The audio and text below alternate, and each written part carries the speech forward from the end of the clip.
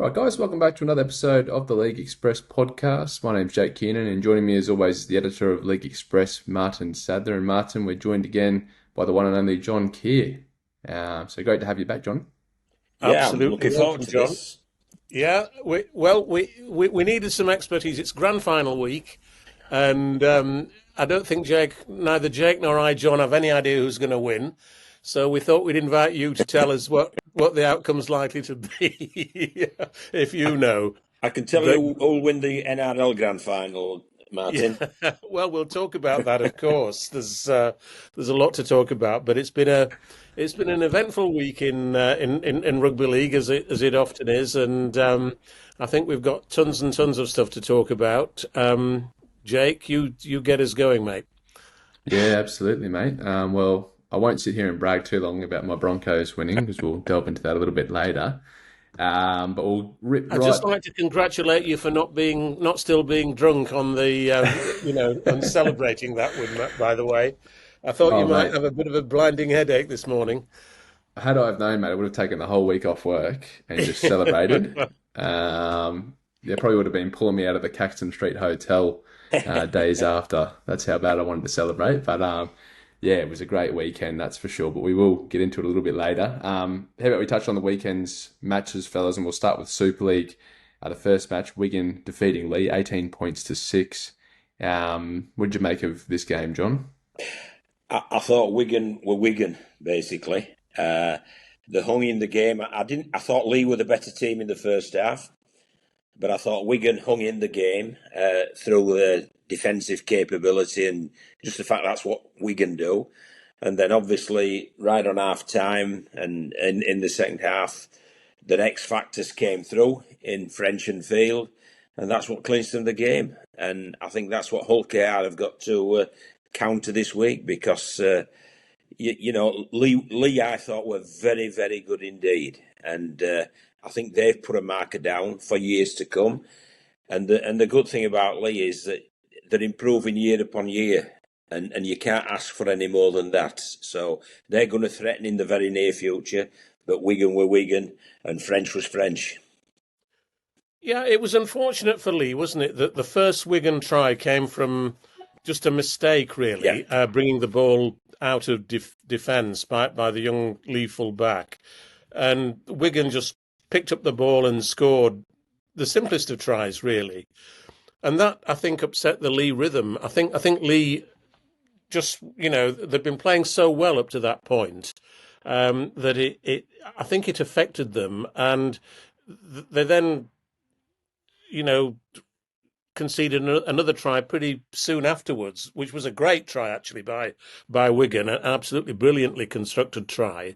But Wigan went into the sheds at half time, 14-6 up, and of course, it was. It was difficult then for Leigh to catch up, wasn't it? They were probably never going to catch up, to be perfectly honest. no, and it wasn't a 14-6 half, was it? I mean, I think Leigh No. could they could feel aggrieved that they weren't in front because I thought they were the best team in that first 40 minutes. Mm. But they come up with big moments and they stick to what they believe in, the Wigan, and it's looking after the ball, it's kicking long through Harry Smith, it's chasing hard, and then it's putting the opposition under threat with aggressive defence, and that's exactly how the first try came about. And I Mm. agree with you, Martin. I felt for young Bailey Hodgson because I thought overall, over the 80 minutes, he had a very good game. But obviously, it was a massive, massive error that Mm. let Wigan back into the game. Yeah, and it shows you, when you play Wigan, you can't afford to make a single error, really. I mean, you inevitably will do probably, but particularly that close to your own line when you've got no defence behind you, it's a recipe for disaster, really, unfortunately, and that's what happened. I think Bailey Hodgson will learn from that and probably be a better player for it, but it was incredibly unfortunate for them. And just ask you a question, John, as a coach. I mean, the thing about Wigan that we've seen for a long time now is that they seem to be able to peak at the end of the Yeah, season. They always seem to do it. They'll sometimes have a bad run halfway through the season, But by the time the end of the season comes, you can be fairly sure that they're going to be firing on all cylinders, can't you? And as a coach, is it possible to sort of manipulate things so that that happens, or is it just good fortune? I mean, Wigan. The other thing, if you look at Wigan's squad for the game last Friday, they've got virtually all their players available, 1 to 17. The only player in 1 to 17 who wasn't available was Willie Isa, who was number 14, who left the club, close after the start of the season. Apart from that, they've got every player available. So not only do they peak well in terms of the way they play, but they peak well in terms of injuries as well, which is a remarkable thing, really, I think. I think it's how they manage the group. I think when there's nothing to win, when you're playing the regular season, they're confident enough they're going to get in the playoffs regardless. Which is, if you compare that with Wakefield, Wakefield's goals was to get in the playoff. Yes. So they invested everything in getting the playoff. Wigan know they're going to get in the playoffs, so they can manage their tough training, etc., so that it tapers off when it comes to the business end of the season. And they can also manage the troops as well, because anybody with an 80-20% fitness will be sat down in mid-season. But as the season unfolds, inevitably French and Field come back. And when you look at their off period, shall we say, during the past 2 seasons, it's been when French or Field haven't been playing. Absolutely. So they're very, very clever how they use their troops. They're very, very clever how they peak with regard to their training schedule at the right time. And they just believe in what's going on in and around the club, and that means so much. And Wakefield's next step is to be a team that gets into the playoffs regularly, and then you can start peaking for the playoffs. But at the minute, they ticked off just their goal was to get in them. And I think Leigh showed that progression, because Leigh's goal wasn't to get in the playoffs this time, it was to give the playoffs a shake-up. And that's why I think the comparison between the Leigh-Wakefield game saw Leigh really coming out of the straps, and Wakefield perhaps being happy to have achieved what they'd already achieved. And the thing that's quite interesting, Wigan's last defeat was in, I think, early August, when they lost at home to Hull KR 10-6. But interestingly, just to back up what you say there, Bevan French didn't play in that game. Yeah. I mean, Jay Field did do, but French didn't. And that's, so Hull KR went and beat them and probably won the League Leaders' Shield on that day, really, to be honest, because it put them too far ahead for Wigan to catch up. But I think it took a lot out of Hull KR as well. And Hull KR didn't look the same again up to the end of the regular season after they had that win at Wigan. And, if ever a team needed that week off the previous weekend, it was Hull KR, wasn't it, I think? Yes, very much so. And, I think you can say Wigan sprinted over the finish line of the regular season and Hull KR limped over. But I do feel they were re-energised in their last game. But I also think it's affected them psychologically, because they didn't look supremely confident against St Helens. They looked edgy and nervy, whereas Wigan just look at ease with everything that's going on around them at this moment in time. Before we get on to the Hull KR win, when you look at this Wigan side, I think they've probably exceeded a lot of people's expectations this year. What do you think that they're lacking to take that next step next season? Is it another year together as a playing group, or do you think that they might need an addition here or there, John? I think Wigan constantly, they look to recruit intelligently, but the recruitment policy is pretty simple. They don't bring anybody in unless they think they can improve the team, and that's what they'll do. I'm sure they'll tinker with it and so on, but they're big believers, Jake, in bringing their own through, because the kids who come through their scholarship and their academy and their reserve, they've got the Wigan DNA. And the first up on a Wigan DNA is to work hard, and the second up is to be aggressive, and the third up is to invest in defence. So that's DNA is there, and they take it. And they won't recruit anybody who hasn't got that DNA, and they certainly don't develop anybody who hasn't got that DNA. Sorry, did I say Wigan then, or did I say... You did say Wigan, yeah. Yeah. I meant Leigh. All right. Sorry, looking at Right. Leigh, I'm sure Wigan have met people's expectations. I would say Yeah. Leigh have probably exceeded everyone's expectations. I think back before the season started, I probably picked them to drop out of the playoff race based on the amount of players they lost. But yeah, when you look at Leigh, John, what changes do you think they need to make ahead of next year? Well, I'd have disagreed with you, Jake, about Leigh dropping out because I think that the players that they lost they were very senior players who they couldn't get on the field week in, week out. And I say Arter as a prime example of that. When he played for Leigh in that previous season, they were brilliant, but he wasn't regularly out on the field. And I think that was one reason why they weren't happy, but they allowed him to leave and go to pastures new. And then they've brought people in, week out are playing. And I'm pretty certain Adrian Lamb was absolutely happy with what they were bringing in and saw them as improving the group.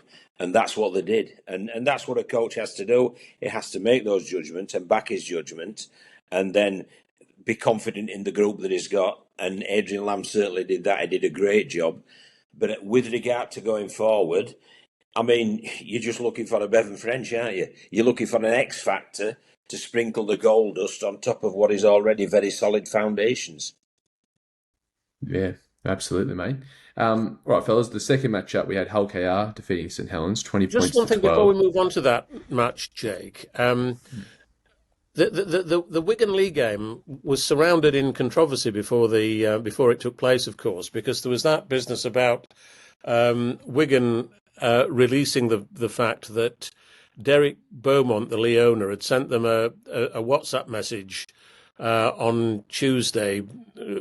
Derek was very frustrated because he'd been approached by quite a number of Leigh fans who were trying to buy tickets for the game from the Wigan club, because they'd sold out the North Stand. The Leigh club had sold out the North Stand, and some of their fans, hadn't got tickets as part of that, but wanted to buy tickets for the elsewhere in the ground.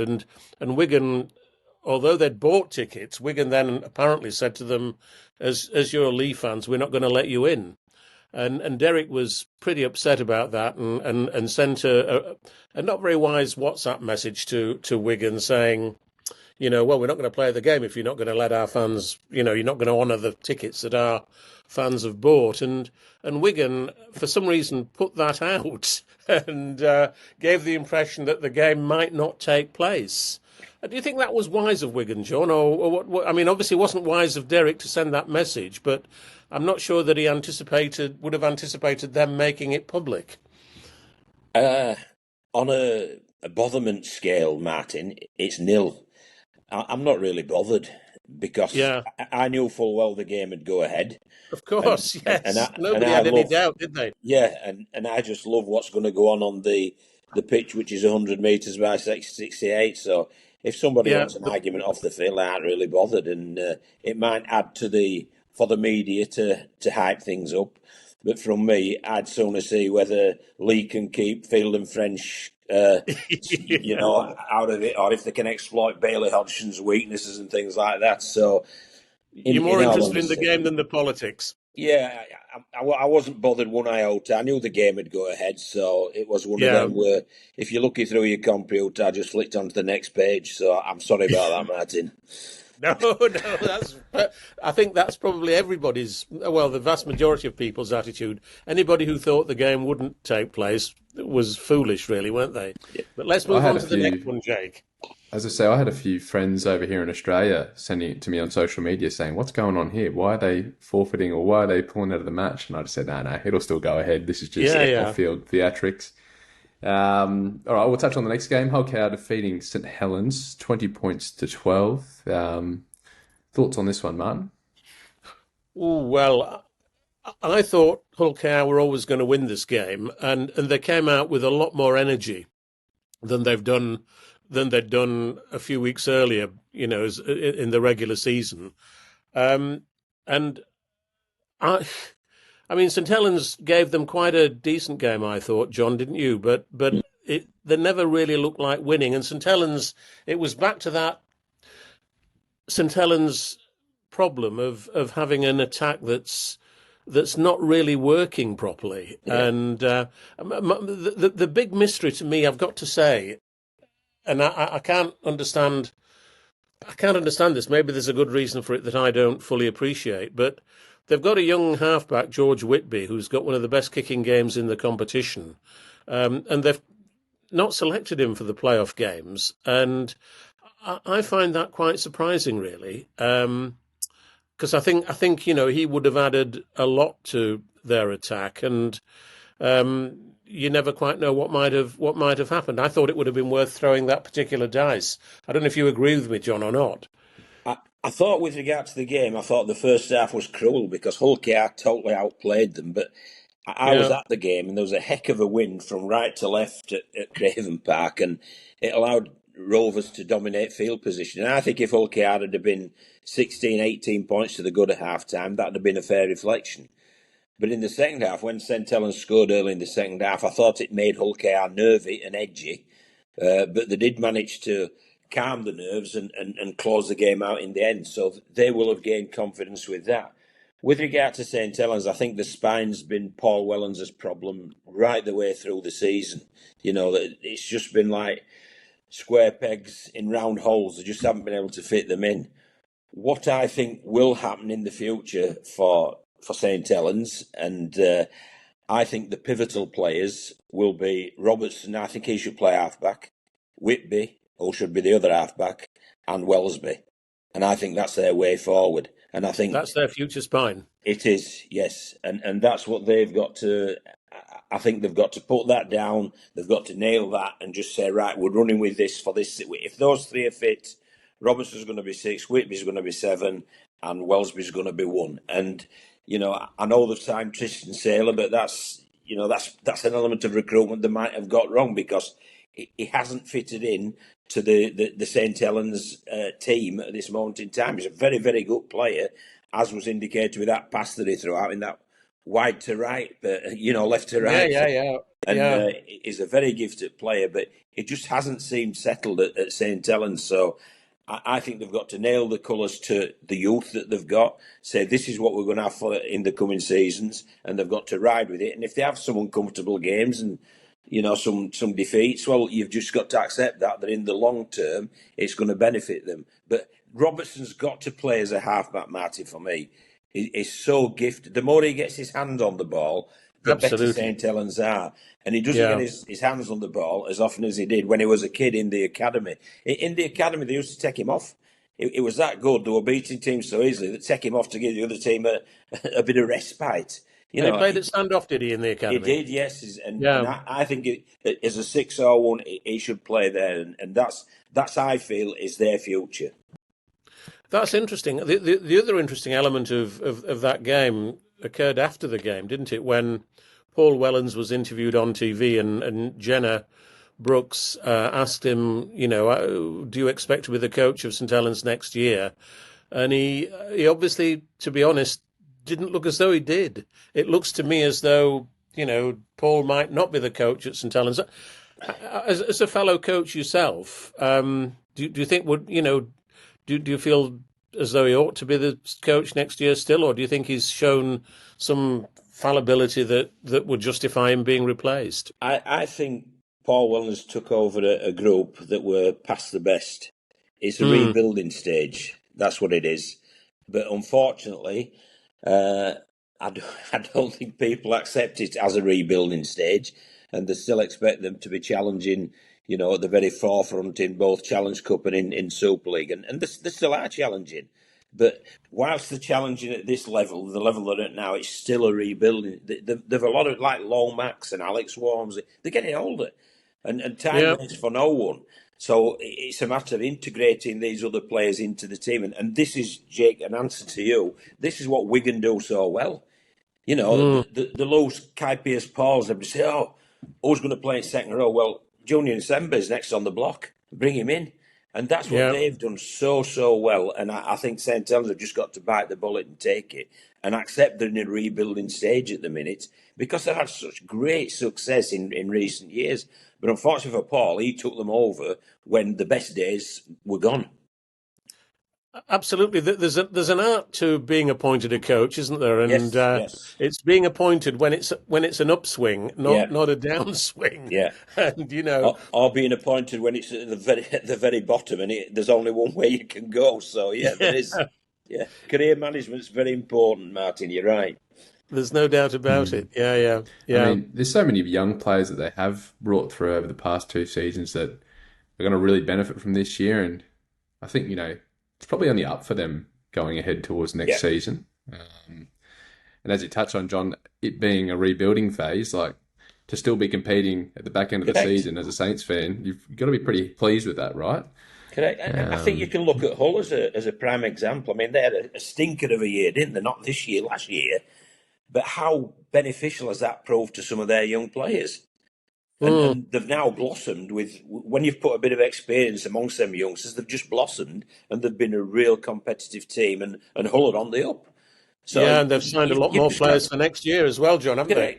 correct. So it's part of the cycle of rugby league, and nobody stays at the top forever. It's just how the world is. As you The know, with the problem, Broncos, Jake. I mean, is it 19 years since the last one? Eh? yes, it is. Yeah, 19 long years, mate, and Yes. two Well, heartbreaking grand finals in between.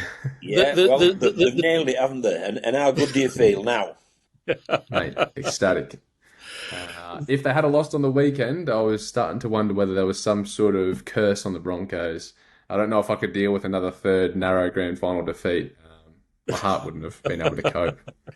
well, we'll talk about that game in a few minutes, but coming back to St Helens face one problem that no other team has, and you can say what that problem is in one word, and that is Wigan.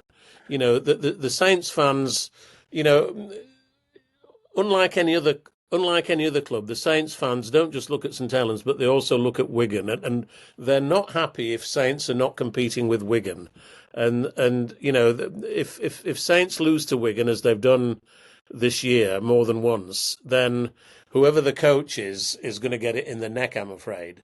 And the same, it will be true vice versa as well, of course. If Wigan were losing to St Helens as they did for a few years when St Helens were at the top of the tree, the coach at Wigan gets it in the neck equally. It's they always say, don't they, the most important game in the season is the game against their bitter rivals.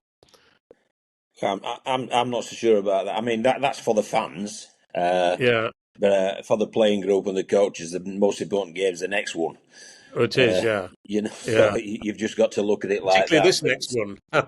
Well, yeah, particularly this next one. But yeah, there is that element of rivalry between Wigan and Saints, and it's good. It's healthy for the game.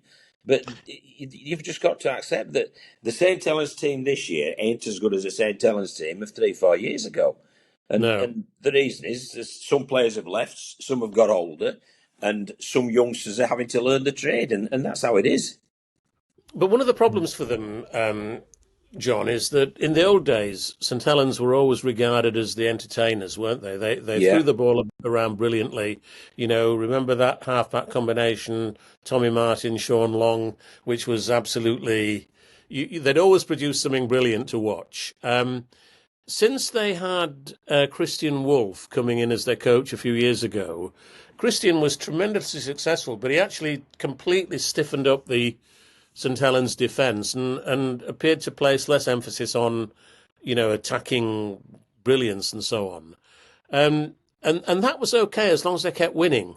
But of course, when they're still not a bad defensive side, I don't think, but it's not. But they're not quite good enough to be winning trophies now, and they're still, that try by Shane Wright at Headingley was how St Helens used to play at one time, in a way, wasn't it? It was a touch of the. You could have imagined Tommy Martyn or Sean Long being in that movement, and doing what Tristan Saylor did, perhaps, for example. And St Helens fans long for that sort of rugby again, I think, and who knows whether it will ever come. yeah. I think it was Justin Holbrook, Martin. I think Christian Wolff built on Justin Yeah, oh, yeah. Holbrook's foundations, but I think he changed the psyche. and it was a very successful psyche that he brought in. You know, if you stop them scoring, if they don't score, we're going to score once. Well, that you win games like that with that mentality. Absolutely. But you know, the fans then, if it's not successful, as you rightly say, the fans then say, "Well, we're boring." Well, it's a good recipe, and games unfold. I mean, who would have expected the NRL Grand Final, as we keep going back to have as many points as it did in the first half?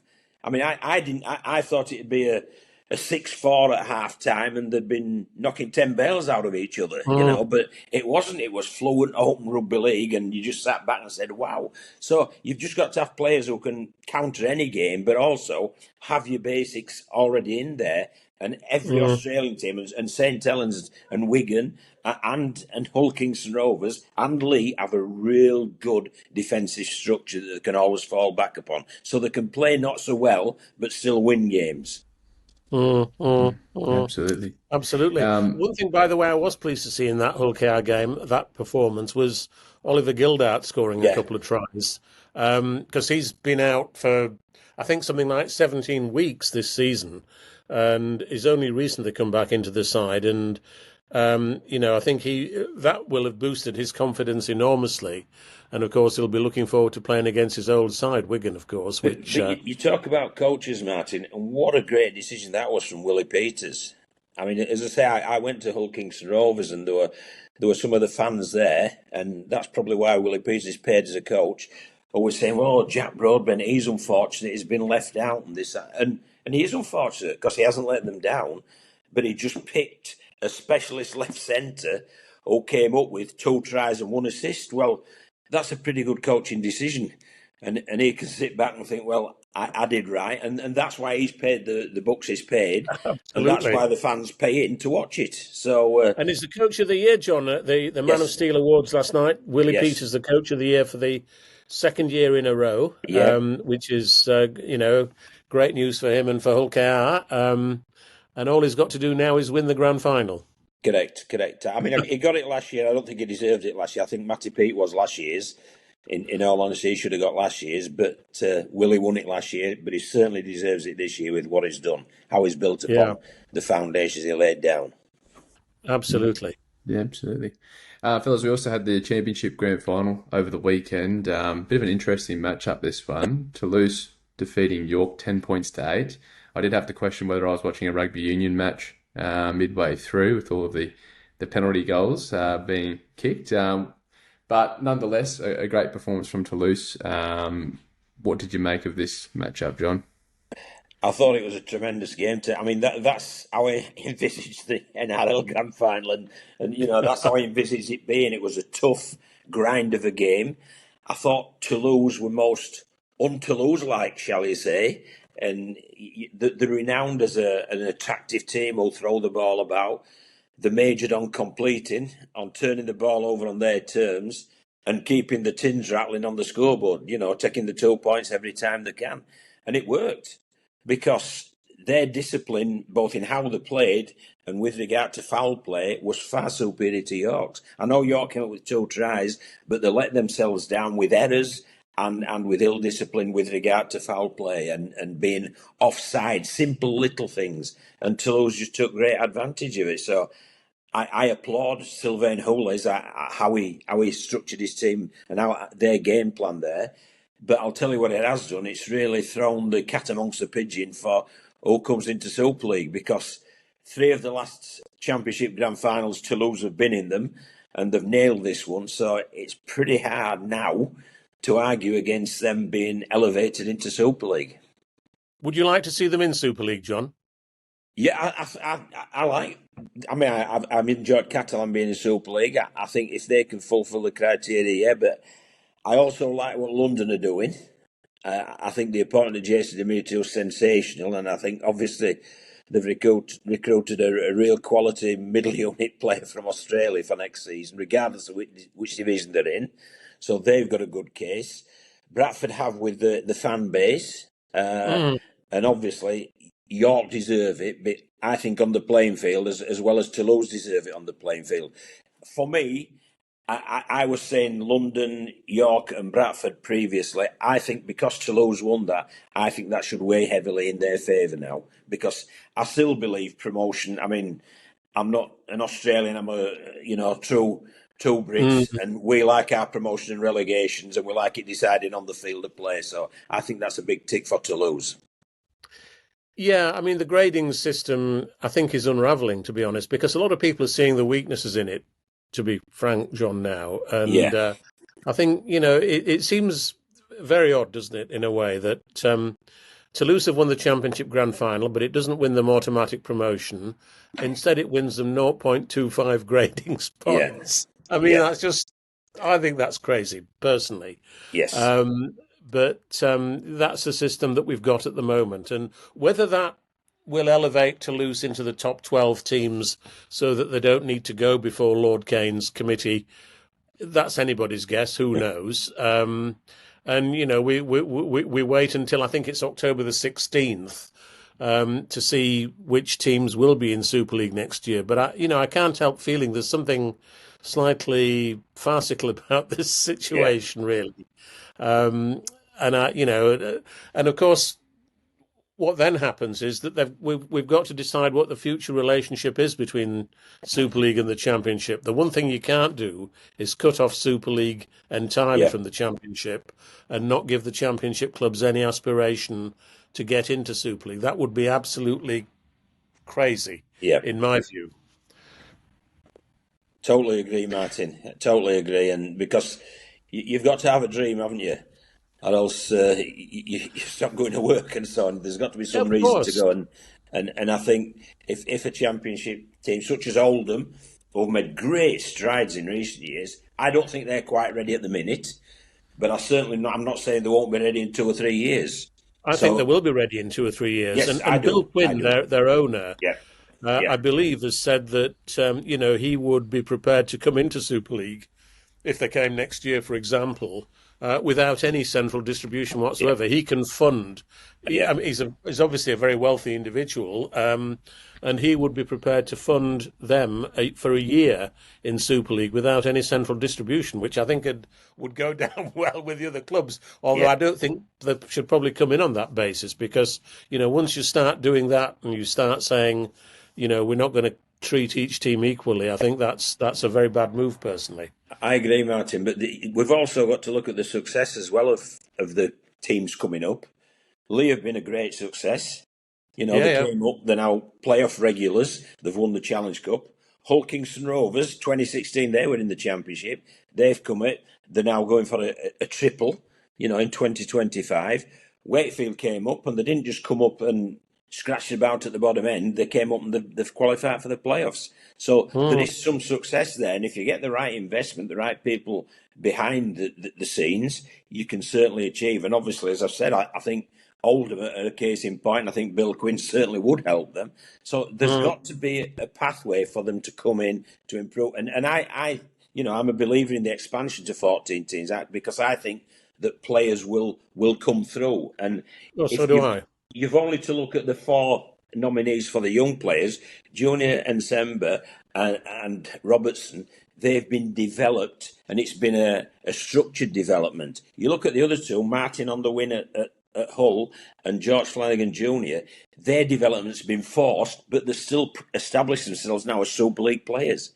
And I think if people get the opportunity, they'll succeed. So I'm not one to say we need to contract and restrict. We need to expand and give people opportunities. Well, there's been this idea that we should, contract to 10 clubs in Super League. I can't think of a more mistaken idea, because there's the boredom factor of just seeing the same very limited number of clubs. We already have that problem, actually, in a sense, because too few of our clubs are in with a realistic chance of winning trophies. We want to.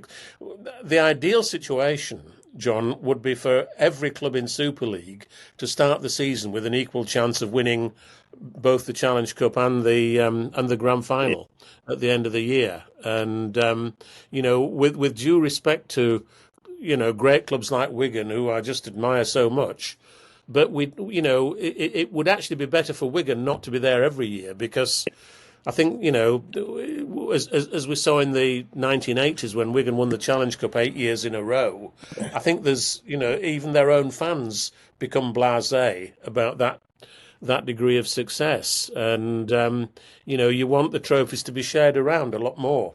And Martyn, I think your point about the fans is a really good one because, as you know, I've got strong connections with Wakefield, and last year in the Championship they became blasé, and it wasn't are we going to win? It's by how many.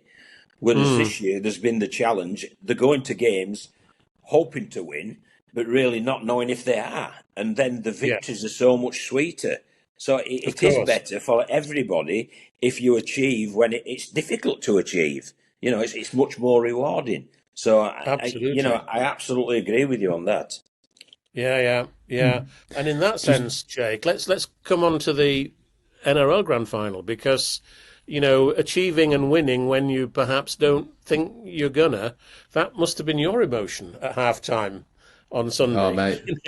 Well, you can look at it that way. Mate, you can look at it that way, or you could sit there at halftime and think, we've come from behind the last two matches.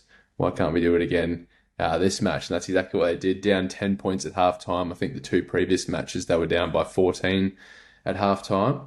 And I think if it's one thing that they proved on Grand Final night, which they'd proved all the final series, was that all that hard work they did in the pre-season with the spew buckets, the torturous pre-season that Madge put them through, all of those torturous moments they went through counted in that final series. And you could just see it. They just, with a fitter team on the park, an inspirational win, especially after losing Adam Reynolds midway through the second half, and then Ben Hunt, who had that terrible head knock with about 8 minutes to go.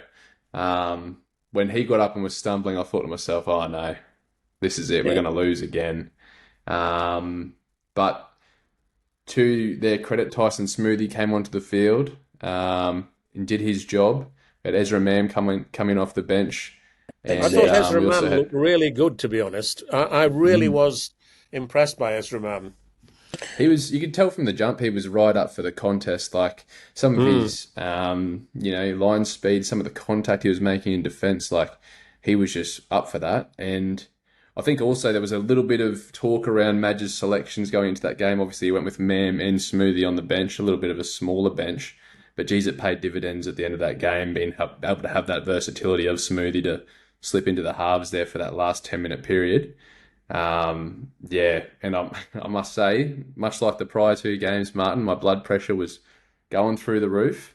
And I'm just so stoked that they were able to get that win and not only get the win for the club itself, it'd been a 19-year drought, but to see Ben Hunt win a premiership with the Broncos after what we saw in 2015, I think that was just a full circle moment for him, mate, and no one deserved it more, in my opinion.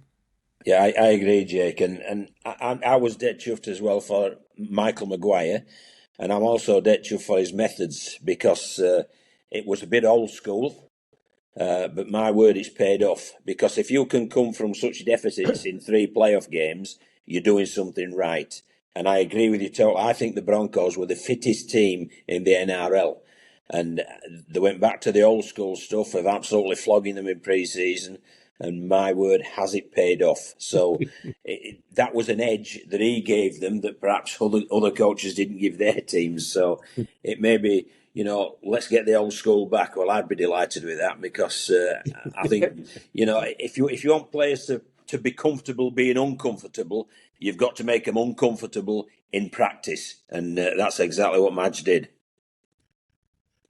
And it's interesting, actually, because he came in for a lot of criticism, particularly part way through the season when they were not doing so well. I think they were outside the top 8, weren't they, at one stage?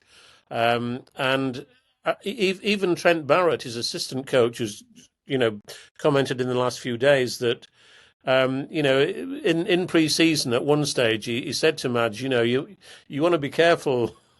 You want to be careful because you're going to kill one or two players here if we, they're going to keel over if we're not careful. It was so severe. It really, it took him to hell and back, didn't he, in pre-season? But you can't beat success, can you? And, success beats everything really. And to see Madge, the way that he smiled, to see him in the press conference afterwards on Sunday was really gratifying, I think. And they made the interesting point that he joins a very small group of coaches in the NRL who have won 2 grand finals. They're reeled off the list of names, but actually Madge has won 3 grand finals with 3 different clubs, because of course he won the Wigan, 2010 grand final here with Wigan. So 2010 with Wigan, and it's just a remarkable record that he's got, and he's and not just that, he won the State of Origin with New South Wales, and did extremely well with New Zealand, won the Pacific Cup with New Zealand. He's got a hell of a coaching record, and he needs to be recognised as a great coach, in my view. Exactly right, and he's got his beliefs, and he sticks to his beliefs, and the successful beliefs. And when others question him, he doesn't waver, and that's come through in all his coaching. I mean, he I felt set the basis for Wigan's current success as well. I mean, Wigan were always successful, but I think that came mainly on the back of just getting the best players in the late 90s and so on. Whereas when Madge went over to Wigan, he gave them that hard-nosed work ethic that's remained with them right the way through. And it's successful. Yes. It's successful. So when you've got a successful recipe, you stick to it despite people questioning you, because you're good at your job. And that's exactly what he did, and he's reaping the rewards, and good on him. He deserves it. It's amazing to think that's 15 years ago, isn't it? It doesn't somehow seem that long ago to me. But it's quite remarkable. The other thing about the grand final that's worth saying is that it must have been the easiest vote ever for the Clive Churchill Medal. There was, I don't know, I'm not quite sure who decides the Clive Churchill Medal in the NRL Grand Final. If it's, I don't know whether it's the media or former players or whoever votes on it, but I can only imagine it was a unanimous vote this year, because Reece Walsh was absolutely magnificent, wasn't he? In every respect, every element of his game was spot on, I thought. I've not seen, Martyn, an individual dominate such a big game so much.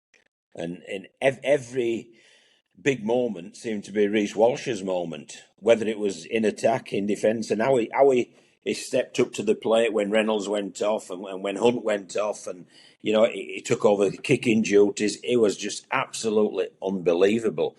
And I just hope he don't play as well again when he comes over here, because if he does, we're in for a bit of a shock, because that 80 minutes was absolutely sensational. I can't remember a player playing as well as that in such a big game for the full 80 minutes. I thought it was unbelievable. The only one who's comparable is Nathan Cleary 2 years ago, when Penrith came from behind to beat Brisbane, didn't they? And Cleary had an outstanding game in that game. I don't think that's as big a one, though, Martyn, because Penrith were expected to win.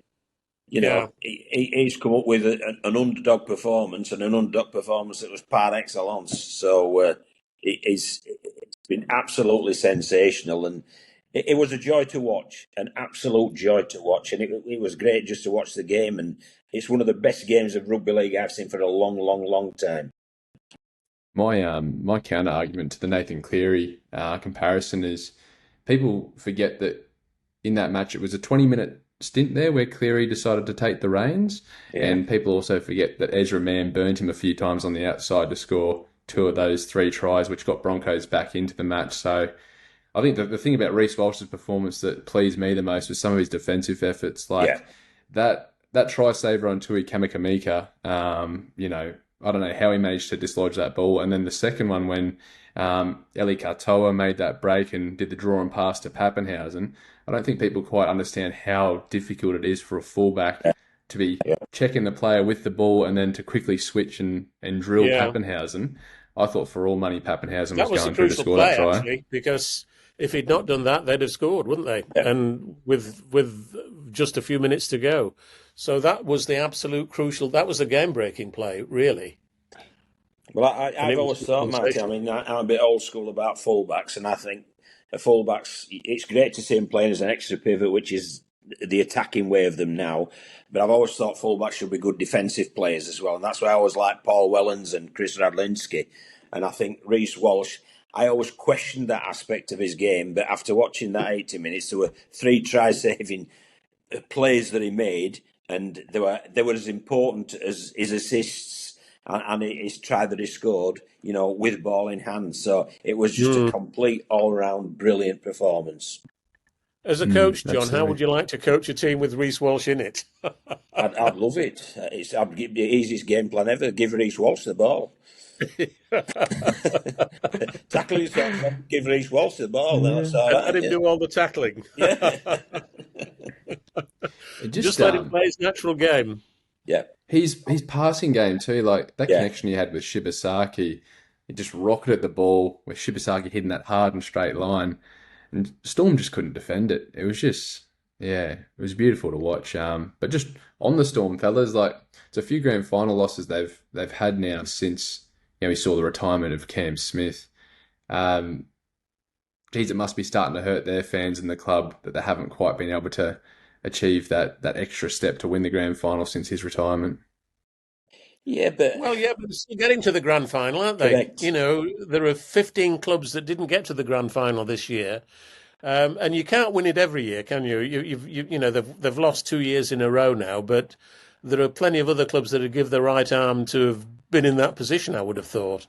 So you can't say that reaching a grand final is a sign of failure, really.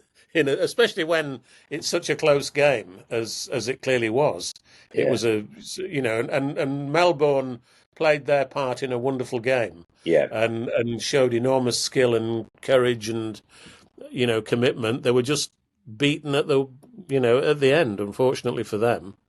But it was great to see so many Melbourne fans there, and great to see the stadium packed with so many Brisbane fans. I thought the whole thing was tremendous. And the interesting thing is that the TV viewing figures for that game were absolutely sensational. More than 5 million, I believe, which is a record viewing figure for a rugby league game in Australia, as I understand it. And convincingly beat the AFL Grand Final, the Aussie Rules Grand Final, which was held a week earlier at the MCG, which Brisbane also won, incidentally.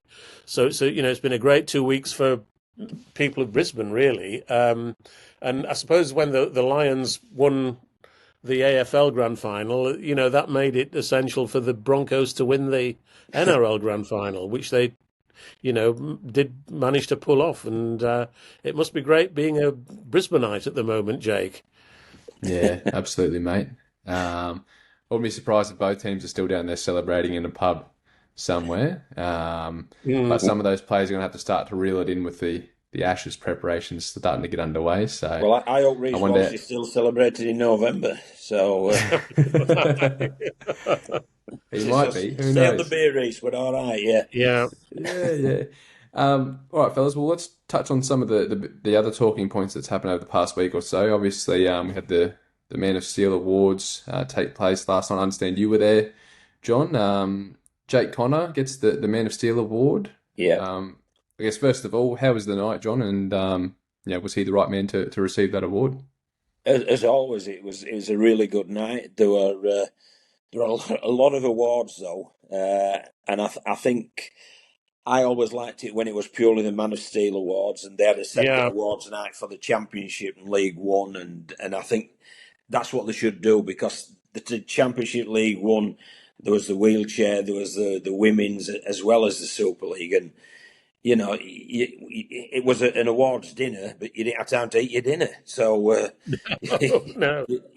I think there needs to be a bit pulling back and less quantity, more quality. So they might have to do it over 2 or 3 dinners or whatever. But it was a very good night.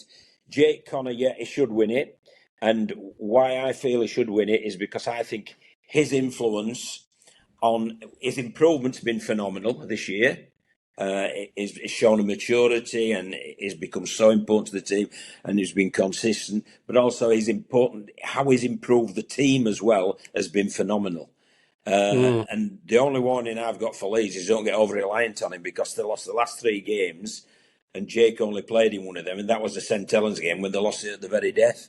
And the other Yeah. two he didn't play, and Leeds looked a bit stilted in attack. But I think he thoroughly deserved it, and I think it's great to see a young man who's often had his temperament questioned, that when everything's fallen into line and he's got a coach that's got a great relationship with him and is at a club that he's very happy at, he's come up with a season like this. So I think he's fully deserving of it, and I'm pleased. I'm pleased for him that he's got it. Do you think he'll be in Sean Wayne's squad, John? That's the crucial I don't question know. I now. mean, obviously Sean's the boss there, and he'll pick who he feels. But I would certainly have him in, because we've got to do something. If we're going to beat Australia, we've got to do something different. You know, Yeah. if you do what you've always done, you'll get what you've always got. Well, we've been losing since 1970, haven't we? So we need to do something different, and he's certainly a point of difference. So I would certainly have him in there. I don't even play him. I'd have him in the halfbacks. I'd play him, and because it's been so good, and challenge him to be as disciplined and as good. And come up with the clutch moments and be as committed to defence as he's been all season with Leeds. And if he does that, we'd have a good chance. Mm. And Harry Robertson was the young player of the year. That was richly deserved, I think. It was. Again, that would be very uncontroversial, I would say. No, I think there was a case for all four of them. But I think, as I stated before, Harry and Junior have come through in a developmental style at their clubs. It's been very planned and prepared, and that's why I'm so impressed with what George Flanagan did and what Martyn the Hull wingers done, because their development's been forced because of the situations at the relative clubs with injuries, and they've had to go in there and put the chests out and hold their heads up and say, look, I'm a Super League player, and they certainly have been. So there was a case for each one. There's also a case as well. Harry played in the centre, Junior's been in the second row, Lewis has been on the wing. Well, George Flanagan's been right as a pivotal player. So you could make an argument for all of them. We've certainly got some young talent, and that's pleasing to see. It certainly is, yeah. Yeah, I believe Eva Hunter won the Women of Steel award as well. The Wigan scrum half. Yeah, Eva Hunter. Yeah. So I mean, but they had they had a good win over the weekend too in the grand final. I think they had a record-breaking crowd attendance at that one. Yeah, more than 5,000. It was great to see, wasn't it? Yeah, absolutely great to see. And Dennis Betts has done a great job there, and it's added to the profile of the women's game and the quality. But we've still got a long way to go to match what I see in the women's game in Australia, which is absolutely phenomenal. It's played by elite athletes over there. It really is. Yeah. We ought to talk about the grand final, Jake, before it gets away from us. Who's going to win, and what are the crucial plays going to be? As we stand at the moment, it looks as though Jared Waerea-Hargreaves is not going to play. I don't think I think they're appealing against that decision, but I don't think it's been heard yet, has it, John? I think they've won the appeal, Martyn. Have they won the appeal? Yes. Right. Well, I didn't. I think he'll be playing, and I'm absolutely delighted as well. Yes. Because when you've given what you've given to this game, I think that's how we should go out in a big game. Oh, so do I. I'm delighted. Yes, I'm delighted. I just hadn't heard that news. Well, that's really great. So that's an interesting. That gives Willie Peters an interesting dilemma in a sense, because I think he clearly wants to bring Michael McIlorum back. Michael McIlorum has missed 7 games, and he's also retiring at the end of the year. And Willie Peters seemed to make it clear that he was keen to bring him back. Would you bring him back, John, if you were him? Because I mean, what he'd probably do is start the game, play for about 25 minutes, and then bring Jez Litton on. At that point, do you think that as a coach yourself, do you think that's the strategy that he will adopt, and is it one that he should adopt? I would do it, yeah. If Mickey McIlorum puts his hand up, I'd do it. And the reason they brought Mickey to the club and they brought Jared to the club was to give him that hard-edged competitiveness in the middle so that they could win trophies. Well, if you brought them to the club for that, start them and let them do that. And I would certainly do that. And unfortunately, it would seem as if poor old Jack Broadbent would be the one to miss out if that would be the case. But that's what Willie Peters is paid for, and that's what he's so good at. And if Mickey McIlaurin says, I'm putting my hand up, I'm ready to go, I can give you a good half hour, I'd certainly start him, because it makes Jez Litton, it improves the team, because Mickey starts with that hard-nosed professionalism, toughness for the early part of the game, and Jez Litton then comes on fresher when it's loosened up a little bit. So I think you improve on both fronts there. So I would certainly do it should he be able to put his hand up and play. Yeah, and I always tend to think, when it comes to a selection decision like this, what would the other team make of it? And would Matty Pete prefer Mickey McIlaurin not to play? And I suspect the answer would be yes. Yep. Mickey, from Wigan's point of view, they'd much prefer it if McIlaurin wasn't in the starting side. And because they probably know very well what McIlaurin can bring to the whole KR team, and they'd much prefer not to have to face it, I would guess. Well, Martin, I can go back to one of the games I coached in 2005 when Leeds played Hull in the Challenge Cup final, and Keith Senior played when he wasn't fit, but it affected their bench. I think they put Carl Ablett on the bench to cover for Keith, and it meant Barry McDermott was left out. And we'd played Leeds a few weeks before, and he'd absolutely mullered us with his carries and his offloads. So when we herded the team, which we got to know on the Friday before, we heard Keith was playing and Ablett, we were absolutely over the moon as a group, because we felt Barry McDermott troubled us. Well, they were taking one of the troubles away from us, and obviously we capitalised upon it. Yeah. So and Keith Senior only lasted to half time in that game. Well, he was a passenger, wasn't he, for the first half? But it worked out for us. And should Mickey? I mean, there's two elements. Would he be like that, or would he come back and inspire Hull KR? But if I was Matty Pete, I would be delighted if Mickey McIlaurin wasn't playing. I really would. Yeah. So it'll be interesting to see. Yeah. But what do you think? Who's going to win, John? How do you think it'll unfold? I don't think it'll be a game similar to the NRL Grand Final. No, I don't think we'll have that many points. I mean, what's characterised Grand Finals in recent years is very low number of points, limited number of tries, one try very often winning it. Last year it was 9-2. Only one try scored by Bevan French. Bevan French only needs one try for his 150th career try, so that's a bit ominous in a way. Can you see a different result from last year?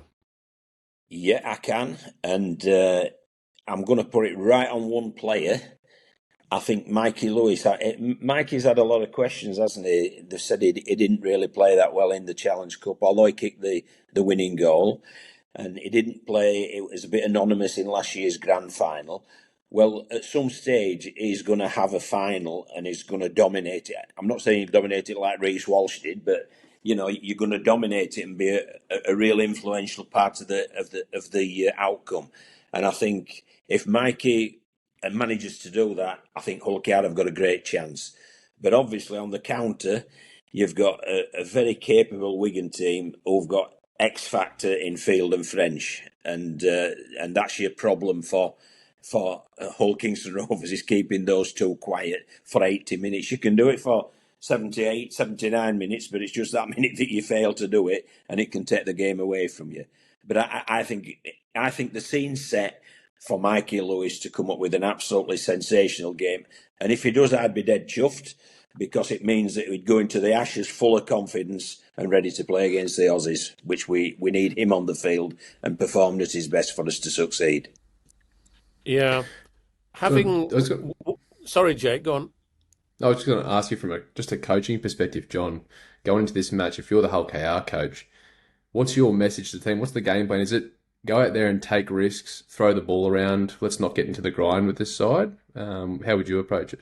It's learned from previously, and I think Willie Peters has already alluded to that. He's done that. He took some advice from senior players last year, and they didn't go to Old Trafford and get a feel of the place. so that when they turned up, it was like, oh, they were looking round and enjoying the occasion and the place. Well, this time they're going to visit Old Trafford the day before. They're going to have the photos taken and have a real good look round so that they can come to the game and just be absolutely focused on what's in front of them. So I think there's slight alteration. So I think for Willie, he'll look at what didn't work and he'll certainly make sure that he amends that, because he's such a great coach with regard to attention to detail, and he'll make sure their preparation is spot on. And as I say, I think the key man is if Mikey Lewis turns up and has a stellar game, Hull KR could do it. And the other possible psychological factor, John, is that this year, because Hull KR finished at the top of the league, they'll be the home team. So they'll have the home dressing room at Manchester United, and they'll play in their home strip as well. Last year, Wigan obviously played in their home strip. So it'll feel a bit more like a Hull KR home game, and I'm pretty sure they'll have an absolutely packed East stand of Hull KR followers, singing and chanting and, doing everything they can do to, make the atmosphere, congenial to the Hull KR players. And as we've already said, they'll have Jared Waerea-Hargreaves. He'll be playing, which is fantastic news for them. Michael McIlorum. I think they'll go into this game a lot more confident compared to a year ago. Since then, they've won the Challenge Cup final, albeit, only very narrowly, but narrowly is enough, of course. And it's interesting. I was looking back in my column this week at previous occasions when the Grand Final has been contested by the same two teams in successive years. And the only examples were in 2004 when Leeds beat Bradford, and then in 2005 the two teams came back again and Bradford reversed the result and beat Leeds in 2005. But then later you had the St Helens and Leeds playing three successive Grand Finals, and Leeds won every single one of them. So, there's no golden rule that if you come back with the same two finalists the following year, you're going to get a reverse result. It's very much up in the air. And I think the bookmakers are making Wigan odds-on favourites to win. So they've nailed their colours to the mast. They're saying it's, despite what you've just been saying about Hull KR, it still won't quite be enough to swing the result their way. Yeah, and that's I think that's a rational way of looking at it. And as I said earlier, in the regular season, Wigan sprinted over the finish line, Hull KR limped over the finish line. But it's one game, and it's 80 minutes, and I'm certain Hull Kingston Rovers will be better than they were last year. And it's whether Wigan can match them and come up with their special plays. So it's an absolutely fascinating Grand Final. It will be different to the Australian one because I agree with you, Martyn. It'll be low scoring with tries really difficult to come by. But I've just got this feeling that it's Mikey Lewis's night. I really have. And if it's Mikey Lewis's night, it'll be Hull KR's night. Absolutely. Great stuff. Fellas, before we get out of here, just quick picks for your Rugby Medal or Rugby Award winners. If you had to pick one from each side, who would it be? Well, Mikey Lewis and Bevan French. I think that's pretty easy. We also, I don't know if, John, if you agree with that, but those two look to be the strong favourites, I would say. I would say Lewis or French and Field. So I'll hedge my bets. So if Hull Kingston Rovers win, it'll be Lewis. If Wigan win, it'll be either Field or French. Before we go, we ought to just take a quick look at the Australian, the Kangaroo squad, Jake, because that's been announced this week. There've been a couple of changes in it already, with Josh Adokar and Bradburn Best coming in to replace a couple of players who had to drop out. But gosh, when you look at that squad, mate, it looks impressive, doesn't it? You've got You've got a potential spine of Reece Walsh, Cameron Munster, Nathan Cleary, and Harry Grant. That looks fairly useful to me. Yes. And some of the guys who And could step in, and if any of Isaiah those Yeo, weren't available.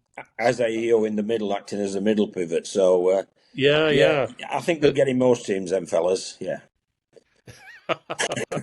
um, Yeah, but I do think if we're going to promote the Ashes series, and we're going to try and fill Wembley, as I think ought to be the aim. We want to get Reece Walsh out, yeah, to all those Australians who live in London, because to get the chance to see Reece Walsh and all the rest of the, team playing in at Wembley for Australians who live in London, we should make sure it's an unmissable event. yeah. And we want, we do want to see that stadium heaving, and obviously we want to beat them. And Sean Wayne is going to have a lot to think about, and I think he's going to name his squad next Monday. Yep.